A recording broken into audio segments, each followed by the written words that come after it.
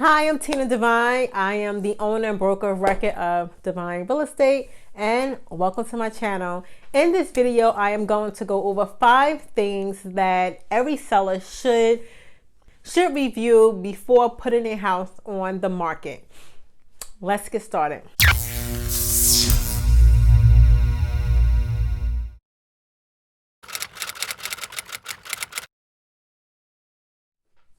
Number 1 is mindset.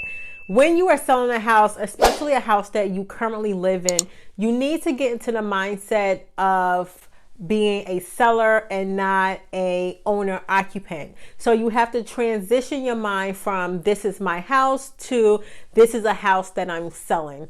There are going to be some negative comments made about your house. There may be negative comments made about your decor, but regardless of the fact, this is a house that you're selling, you're going to move on to something else, and somebody else is going to buy that house and be living in that house. So you can't take anything personal that anyone says. It's just part of the process. Number 2, start packing and taking down things off the wall. Taking down your family photos, your diplomas, your certificates, anything that's personal should be taken down before the house hits the market, because whether or not you work with a real estate agent or you selling a house yourself, you're still going to take pictures, and you're going to put these pictures on the internet, and you just don't want to give anyone any additional information about you. So they will already have your address, and then people can zoom in to backgrounds. People do it all the time. So any personal things should definitely be put up before pictures are taken and before they're put on the internet. Also, any personal items, your mail, jewelry, even prescription drugs, you want to take those things out of the common areas and maybe put them in a personal drawer, or put them into a handbag or something like that where people are not going to be looking into. You just don't want to have certain things laying around, because you're not going to know anything about the individuals who are walking through the home. It's not a guarantee that if something is stolen, we'll be able to track it down and be able to retrieve it from anybody. So putting up your personal mail, jewelry, cash, prescription drugs, these are things that should definitely be taken out of the common areas and put up for safekeeping. Also, it works in your favor to start, in my opinion, it works in your favor to start boxing up your items. For one, when you start boxing up your items, you're giving yourself a head start on your move. You can take your time and properly package and properly wrap your precious items or your sentimental items, things you don't want to be broken during your move. You can take your time and box those up. You can properly label them. Also, when a buyer walks into a home and they already see that the seller has already started boxing up things and preparing for their move, it gives a non-verbal message to the buyer that this is a serious seller. This is a seller who is looking to move on. And as a seller, you don't know what the mindset is of a buyer that's walking in your house. I've worked with multiple buyers that have come to closing with the U-Haul truck because they were moving into the house right after the closing. Some buyers are in the market and they have to move right away. Either the house that they're living in is on the market to be sold, or the house they're living in has already been sold. So there's a number of buyers that are looking to buy a house and close on a transaction ASAP. And they see that the home is being boxed up and the seller is getting ready to move. It prompts them to submit an offer in a case where they may not have otherwise submitted an offer. Number 3, after you've decluttered the home, take a once over to the house and see if it needs to be painted. If you haven't painted in the last 5 years, I would suggest painting a few of the rooms.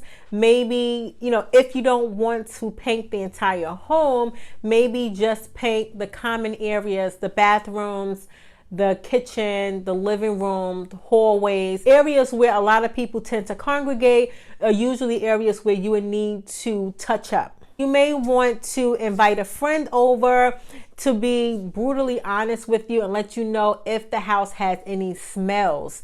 If you are a smoker, if you're a long-time smoker, the house may be harboring some of those tobacco smells. If you cook with a lot of spices, the house may have a smell from the cooking. So it may be in your best interest to have someone come over. If you're working with a real estate agent, you can ask the real estate agent, or if you're selling the house yourself, maybe have a friend or someone who hasn't been to your house in a while to just come over and let you know what they think of the smell of your home.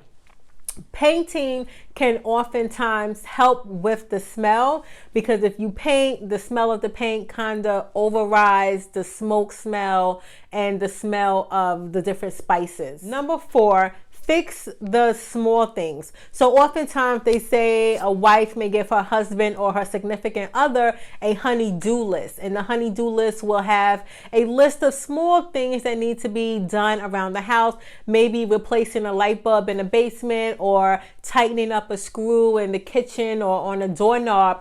These are things that should definitely be done before any buyers come walking through the home. Buyers have the tendency to exaggerate the small things. So if a buyer is walking through the home and they go into the basement, and let's say that a light bulb blew out, you know that the light bulb blew out and you just have to change the bulb. But to a buyer, they start thinking that there's electrical problems and there's a electrical shortage somewhere. And then if they try to open a door and the doorknob is shaky, they tend to exaggerate the small things into major things. So if you know that you have this list of things that need to be handled, get it done prior to having any buyers walk through the home. A good handyman will come in handy at this particular point, where you can find like a jack of all trades type person, someone who can paint, maybe screw in some screws around the house, change some light bulbs. Little things like that can go a long way when you're putting your house on the market. If you have carpet on the floors, you may want to have the carpet shampooed, or if you have hardwood floors, you may want to move some furniture around just to see if there's any scratches or any indentations in the wood, and have those things touched up as well. Number 5, last but not least, I would say take a once over to the outside of the property. Look around the window sills, check to see if there's any chip paint around the window sills. If they are, you should definitely have it scraped off and repainted. Look to see if there's any loose bricks, if there's any cracks in the steps leading up to the porch, or any cracks in the foundation around the side of the house or in the driveway. Just do a once over to the outside and just check to see if there's anything that can be done. Anything that you can do to touch it up or to get anything fixed. If there's loose bricks or bricks missing from the side of the house or the back of the house, or if there's aluminum siding that is missing, these are things that you should definitely look into seeing how much it would cost to replace it, and be willing to either give the buyer a credit to replace it if you don't want to do it yourself, or go through the process of getting it replaced. And you can do that once the house is already on the market, but just know that any buyer that comes along is going to point out those things, and it can become a deal breaker for some buyers. I hope this information was useful. If you are in need of a real estate agent, definitely reach out to me. I'm here to help in any way that I can.